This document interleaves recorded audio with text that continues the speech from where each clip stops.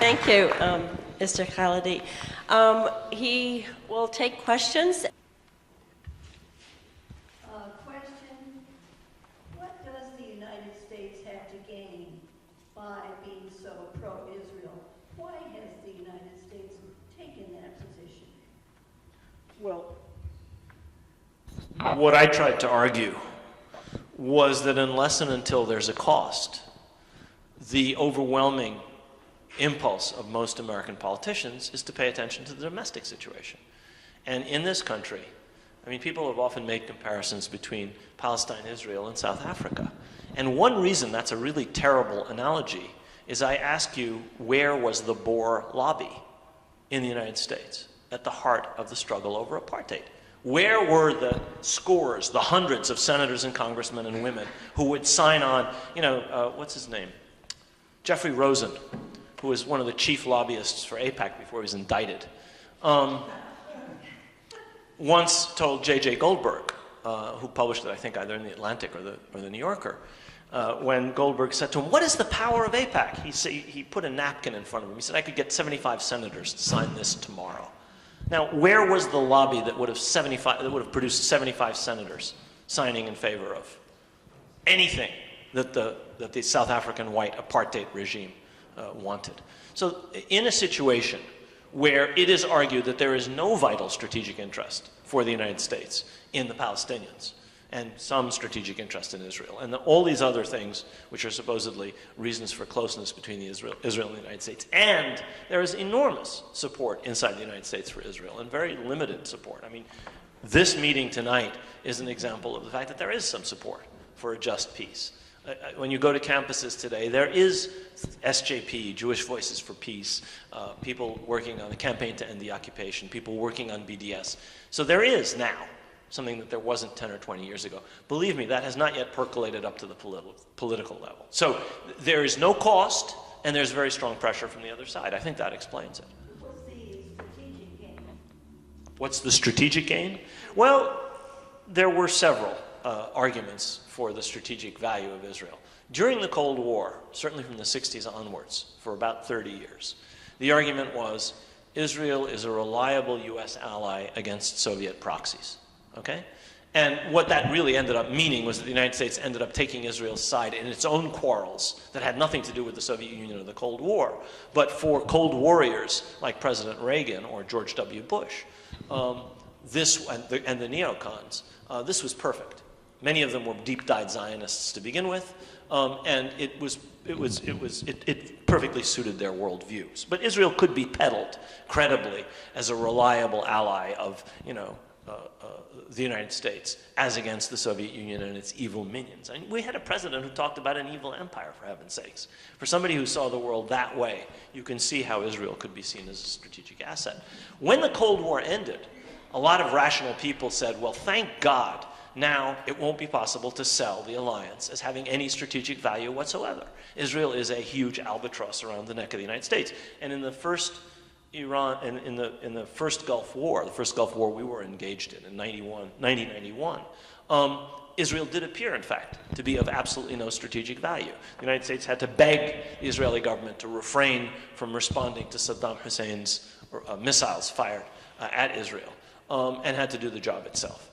But along came the war on terror, and suddenly Israel found a new utility as an ally of the United States. And when you were able to confabulate and to confound and to elide all the differences between Al-Qaeda on the one hand and something like Hamas or Hezbollah on the other, an argument, specious, spurious, false, dishonest, Orwellian, could nevertheless be made that the United States and Israel had to stand side by side, and Israel was a valuable strategic ally. Now, once the Iraq War, the most recent one, began, you had American military commanders who went to Iraq and said, oh my God, they are an albatross. Because what they realized was that the opposition to the United States had nothing to do with a war on terror, A, it was just resistance to occupation, and B, the Iraqis really cared about Palestine.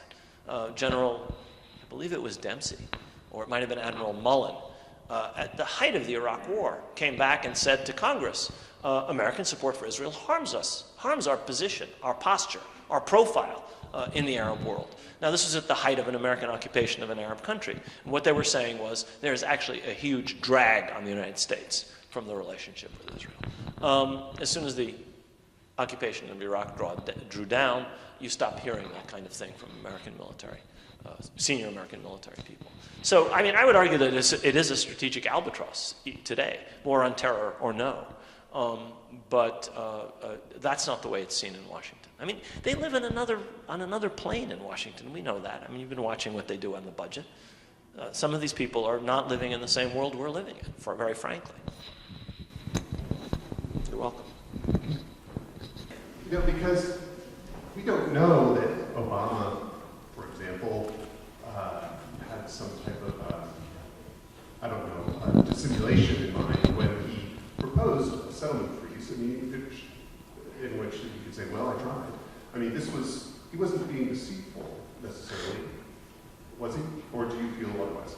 I think that we make a mistake in assuming that we know the mental world of this or that U.S. president. And I don't think it really is all that important. I think what's important is what they say publicly and what they do. Now, there's a book just published, which I saw reported on in Haaretz, which says that the president said nasty things about Netanyahu when Biden and Netanyahu had a scrap. Well, you know, that and 5 cents won't buy you a cup of coffee. I read the president's speeches. I analyze every speech he's made on Palestine, and I cite about a half dozen of them in the book. He repeats every important trope of the Israeli narrative. Israel is always a victim. Israel is in perpetual existential danger. Therefore, Israel's security is sacrosanct. Now, we know where that takes you. If you're a victim, first of all, that describes the nature of the conflict, as between poor little weak Israel and horrible, nasty fill-in-the-blank. If Israel is in perpetual existential danger, anything is justified. And Israeli security is the most expansive term imaginable. Israeli security justifies a blockade on Gaza, which at one point banned pasta. That's security. And that's rooted in this imbecilic, dangerous, false narrative of perpetual existential danger. In fact, you know, there were 1 or 2 times in Israel's 65-year history when the nation was in danger. Okay, whether it was existential or not is a question for military historians. But it's not in perpetual existential danger. But the president has said that.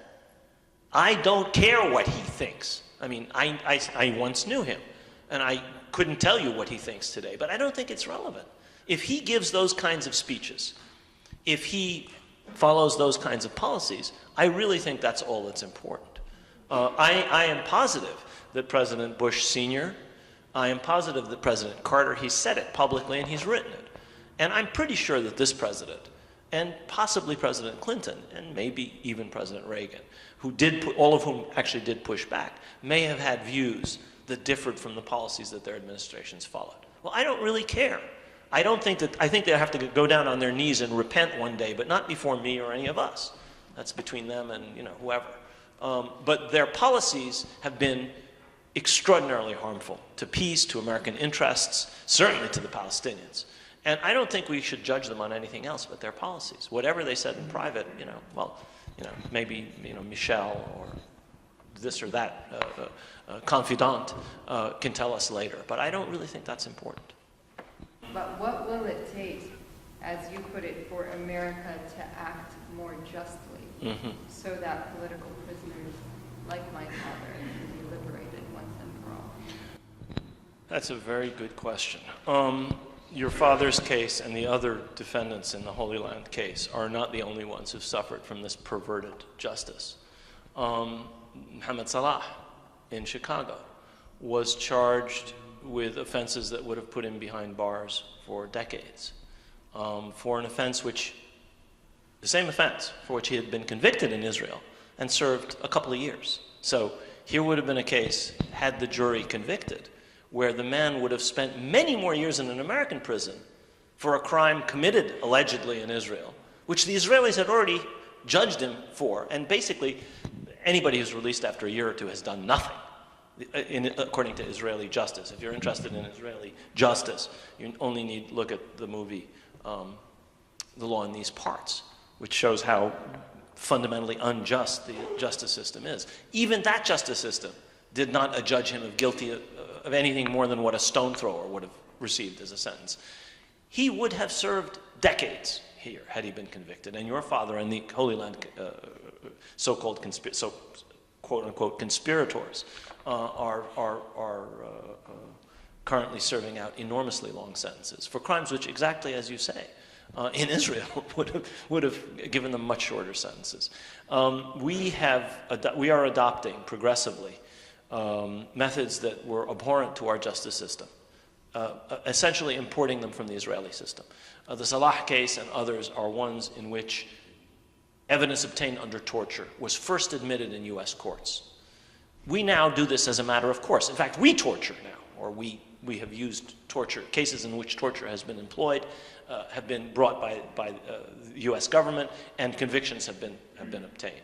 This is an Israeli precedent. It started with the Salah case. The same thing was true in your father's case. Evidence obtained under torture, and that is one of multiple examples of ways in which this. I don't know how to describe it. I'm not a lawyer, and I can't do this. If my daughter were here, she could explain it better than I, because she is a lawyer. This police state justice mentality, injustice mentality, has crept from the Israeli system into our system. There are many ways in which it's an all-American perversion of justice, what we now have vis-a-vis terrorism cases. But in some important respects, it is Israeli precedents. Precedents developed from the way the Israelis have operated, which unfortunately have made their way into our system, for our justice system. And it's a tragedy. How do we deal with it? Well, we have to know about it. People don't know about these things. So the first thing to do is to make these kinds of horrific cases more known. Do we really want to be a system in which evidence obtained under torture can be admitted in court? Nothing obtained under torture is reliable. Our own intelligence service will tell you that. But we still do it. People will tell you anything under torture. The history of it indicates that the methods that were used in Iraq and other places were derived from North Korean practices which were not designed to produce confessions. They were designed to produce compliance. I will do whatever you want if you stop torturing me. And those protocols, which were the basis for much of what was done, are not designed to produce the truth. They're produced to design whatever the torturer wants. And so there's no reason, beside it being immoral and against international law and a crime against humanity, it doesn't produce the outcomes that we should want, which is if people actually do commit terrorist acts, that they should actually be the ones who did it and that they should be properly punished. And this is a whole class of cases involving financing, the Holy Land case, the Salah case, of so-called terrorist organizations, where what is being financed are clearly charitable organizations. Is this a proper use of our legal system? There are many examples of this, and to some extent it has to be fought by lawyers, but we're all citizens, and this affects us all, and we should, I think, all know about it, and I would argue do something about it.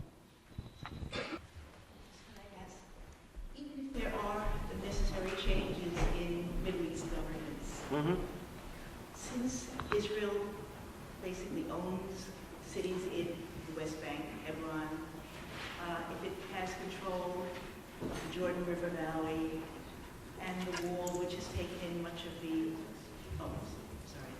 the territory of the West Bank, would there still be the possibility of justice through a two-state solution? Is there enough to make that possibility? I mean, I can give you the short answer and I can give you the long answer. The short answer is no, obviously. The long answer is everything you've talked about, the wall, the Jordan, this increased control over the Jordan River Valley, and the core settlement belts were expressly designed to make a viable, contiguous, sustainable Palestinian state impossible. They're not, Ma'ali Adomim is not where it is by chance. It divides the West Bank into two. Ariel is not there by chance. It divides the West Bank into yet again. So in other words, these are designed to chop the West Bank up east-west. The Jordan River Valley, the control over the Jordan River Valley, is designed to ensure that Israel controls entry and exit into whatever Bantustan, statelet, fake state is it created, if one ever is. The same with the wall. One could go on and on. So obviously, if you understand why these things were created, you understand that as long as they're maintained, anybody who's talking about a Palestinian state is talking about Wizard of Oz stuff. This is not reality. How can you have a state divided into pieces? I'm not just talking about the Gaza piece and the West Bank piece. I'm talking about the piece north of Ariel and the piece south of Ariel. I'm talking about the piece north of Jerusalem and the piece south of Jerusalem. I'm talking about the pieces west of this belt that Israel insists on maintaining along the Jordan River Valley. And I'm talking about the piece east of the wall, such that about 10% of Palestinian land is taken away west of it. These are not there by coincidence. They're not placed for strategic reasons, except, I should put it differently. They are placed for strategic reasons where it is the plan that Begin laid down starting in 1977, which is a strategy of continued, uninterrupted Jewish settlement anywhere in the land of Israel, Eretz Israel, where it is one of continued Israeli control over all aspects of security, entry, exit. Every birth registry, the birth registries for every Palestinian, the citizenship registries for every Palestinian inside the occupied territories is held by Israel. If you have a child, you don't register him or her with the Palestinian Authority. You go to the Palestinian Authority, which goes to the coordination office, which goes to the Israelis, to get permission for your child to be entered in. They control everything west of the Jordan and east of the sea. Everything. Inside Israel proper and in the Gaza Strip. The same thing is true with those registries in the Gaza Strip. Israel claims it's withdrawn from the Gaza Strip. It still controls the Gaza Strip from without. It still controls the population registries. You can't get a Gaza ID without Israeli approval. You can't enter Gaza. I mean, you can go in under the tunnels, and if they don't kill you with a drone, you can maybe skulk around for a bit, but you're not there legally in the sense that the Palestinian Authority has no authority to make you a resident or a citizen. So we're talking about a system, what Amira Haas called a matrix of control, plus a system of occupying territory, such that 60% of the West Bank is under Israeli control. They don't actually live on most of that. Most of that is military zones, green zones, firing zones, and so on and so forth.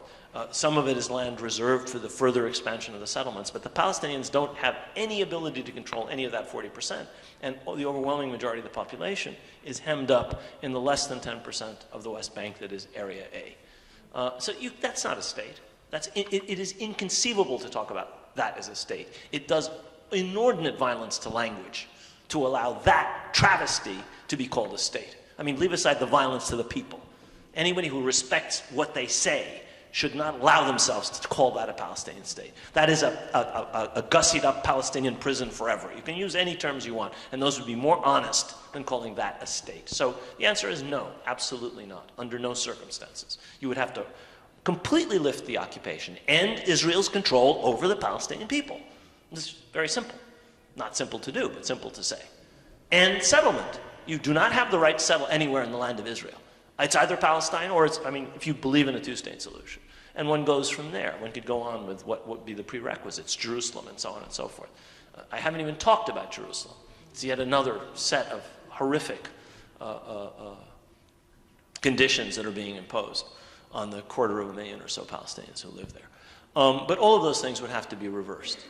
And Tony Judd once said, what any politician has done, another politician can undo. I believe that in principle, but I have yet to see the American politician or the Israeli politician who would be able to reverse that dynamic. When we went to Madrid, there were under 200,000 settlers in the occupied territories, okay? And they were pretty concentrated in where they were located. There are 650,000, okay? That is over 15% of the Israeli Jewish population. What politician is going to spit in the eye of 15% of the electorate, I ask you? You say, okay, I'm going to just cross those 15% off, and I'm going to walk all over their interests, and I'm going to try and get reelected. That is what we have wrought. Our policies have wrought. Okay, Begin and his successors were the people who actually, ran the bulldozers and poured the cement and had the plans, and it was Sharon who flew in the helicopters and picked where the settlements would be. But our money finances that. Our $3 billion a year of entirely military aid sustains that occupation and that oppression of the Palestinians.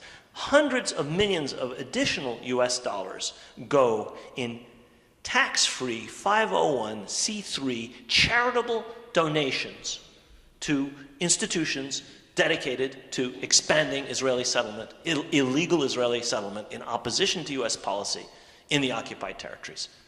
Our Treasury Department and our Justice Department say nothing about that. This is a gross violation of US law. There's nothing charitable about the Friends of the IDF. There's nothing charitable about the yeshivas being built in Hebron. There's nothing charitable about any of them. They're illegal they sustain and expand an illegal occupation. A violation of international law, something that's in violation of US policy. Hundreds of millions of dollars, we don't even know how much. That is money we pay in taxes, so somebody else doesn't pay taxes, so that they sustain this settlement or that military outfit or whatever it may be. Those are only some of the ways in which this is actually a result of our policy.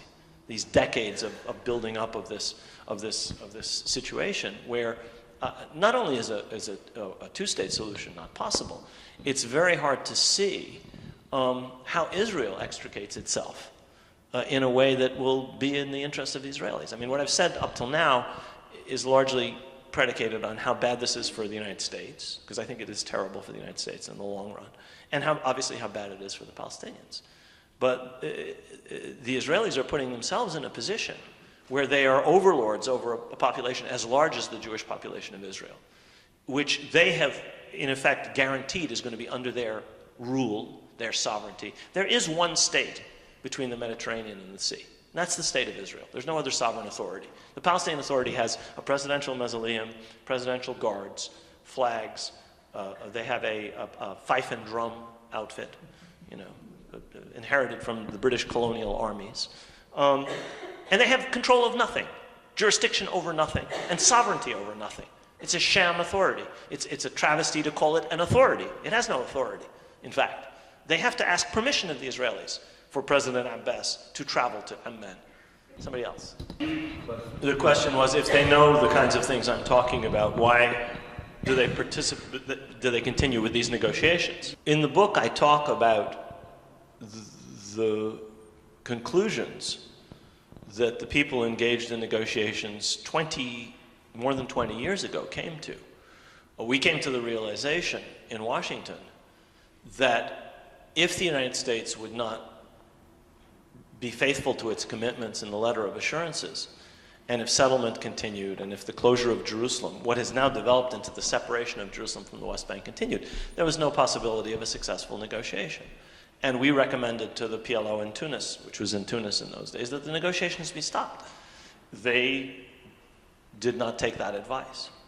And none of us, in the end, most of us didn't end up continuing. But by 1993, most of the people who went to Washington ceased to be engaged. And they didn't want us because they thought they knew better. And unfortunately, I think we have a leadership in the Palestinian Authority, as of this moment, in my view, illegitimate and unrepresentative, in Ramallah, which is more concerned about maintaining its privileges and its perks and its VIP passes so it can come and go, and its offices and its cars and so on and so forth, than it is about the interests of the Palestinian people. And I don't think that's going to last. I don't think that they can possibly continue. But they are completely committed to this course. I hope that they will see the error of their ways, but I don't think that they pay attention to the things that I point out. They don't want to know these things. They're not interested, because I think it would negatively affect their interests. I hate to say this. My opinion of J Street. I think J Street represents maybe a beginning for some people who are afraid to appear critical of Israel, but who have begun to realize the enormity of what Israel is actually doing. And so I sort of see it as a way station towards people becoming completely, frankly, bluntly, openly critical of policies that are abhorrent to any human being, and taking that position without being afraid of social censure or family friction or public condemnation or kneecapping by the likes of Dershowitz and his ilk. I mean, I understand how dangerous it can be, especially if you're prominent or if you are well known, to take a position that's openly critical of Israel. For some people, this apparently serves as a shield. You know, when someone from J Street gets up, they say, "We are the pro-Israel, pro-peace lobby," and it's a way of protecting yourself, as it were. I think that if you're pro-Israel, it means you're pro the people of Israel. Then you have to be, you know, not just pro-peace. You have to be anti a lot of things. Racism inside Israel, against the Palestinian, 20% of Israeli citizens who are Palestinians. And not just racism, but the systematic oppression of these people, including the theft of most of their land going back to the late 40s and early 50s. You have to be not just against the occupation or against settlement, but you have to say, we have to be against American policies that sustain occupation and settlement. And one could go on. So I hope that those positions will evolve. You'd had nothing like this before, so I suppose it's a positive trend. But I think things like Jewish Voices for Peace, things like the many students, Jewish students I see in groups like the Campaign to End the Occupation and the BDS movement and JVP and Students for Justice in Palestine, represent what is frankly a more forthright engagement with this issue. I mean, look, you read something like the New York Times or the New Yorker, and you see things that on the face of them are simply, they simply involve contradictions that are absolutely impossible. Either, I don't know if any of you saw the piece by Ari Shavit on the massacre and expulsion of the population of Lid. What is not said in that article is so much worse than the awful things that are said. He talks about what is, if you read it, clearly a war crime. He never uses the word war crime. And he justifies it. And he doesn't talk about so much else. I mean, it was not as if those few tens of thousands of people were the only ones who were forced to flee. The overwhelming majority of the Arab population of Palestine, there were about 1.3 million, between 700,000 and 800,000 of them, the majority, were forced to flee in similar ways. And he never, I mean, that's the background to this. Right next to it is Ramli. The same thing happened to Ramli, another several tens of thousands. Never mentions it. It is one of the most extraordinary pieces the New Yorker has ever published. And it is typical of the kind of equivocation which is involved in saying, I'm pro-Israel. Well, if that's pro-Israel, you're pro-war crime. Okay? If that's pro-Israel. And that's what Shavit is basically saying. He says, I am pro-war crime. I recognize these are bad things. I mean, read the article. It's extraordinarily contradictory in its very essence. And that very much, I think, represents the way a lot of people here feel. But it is remarkable that some of this stuff is finally being talked about. I mean, I have friends who say, well, I'm glad that they're talking about Lid at all. And in a sense, that's true, I suppose. I mean, it's being talked about in the wrong way, but at least it's being talked about. So I don't know. I mean, on the one hand, you know, glass half full, you have people creeping out and being willing to say some things that they never were willing to say. I suppose that's good. Yeah, please. Hi. I'm wondering if you could comment on what influence you think the situation in Egypt over the last several years, and particularly the recent military coup and the civil war going on in Syria can have or is having on all of these issues about Palestine and Israel. You know, I actually don't think they're going to have that much long-term effect. Because the Palestine question has been around for a very, very long time. It is affected, obviously, by what happens in the regional environment, very much so. It means, for example, that you're not going to have the kind of evolution. I don't know, where did the questioner go? I've lost you now. Where are you? The woman who asked the question. Oh, there you are. Sorry. I lost you for a second. No, stay seated. It's okay. Just so I see where you are. Certainly, it means that the likelihood of a rapid democratization of the Middle East is not on the horizon. And that is, to my way of thinking, one of the preconditions for people in this country being forced to recognize that you cannot allow Israel to step all over the Palestinians without there being any cost to the United States for supporting that process. Well, as long as you have tin pot dictators petro-autocrats controlling Arab countries and ignoring their public opinion, or able to ignore their public opinion, you just don't have that kind of pressure on the United States. So that's one reason that, the unsettled situation in the Arab world is bad. On the other hand, if you believe that the Arab countries pose a strategic threat to Israel, which in my view they don't and haven't for a very, very long time, if ever, then the state of complete chaos in the Arab world, which should be another reason for Israel to strike a deal with the Palestinians, because they're even weaker and less strongly supported by their Arab brethren. Unfortunately, what that will probably mean is that the Israeli position will get even harder, thinking, well, they're weaker, we can extract more concessions from them, which is probably not true. But that may be the way they think in this Israeli government. So I actually don't think that in the short run it's going to have an enormous effect. And these things can change rather rapidly. That's the other thing. I mean, I don't think the Syrian civil war is anywhere near ending, though I devoutly hope that it ends very quickly. But when and if it ends, faster perhaps than we think, or hopefully not, over a longer period, the basic realities are still there. Part of Syrian territory is occupied. The Syrians are going to want it back, just the way the Egyptians wanted it back. And so, nothing is going to change. The problem will be where it was whenever Syria finally stabilizes again. And when Egypt has a democratic government again, the Egyptian people will once again say, we want complete sovereignty over Sinai, and we want to have the problem of Gaza and the Palestinians solved. I mean, that's an Egyptian national interest. So, it'll be there whenever this mess resolves itself. Hi. What would you say to the idea that the U.S. continued support of these policies that blatantly led to the Palestinians' loss of land and their lives, and to Israel's Jewish right of return to that entire land, rooted in this country's deep-seated racism? That it is actually a policy so that white supremacy reigns in that region?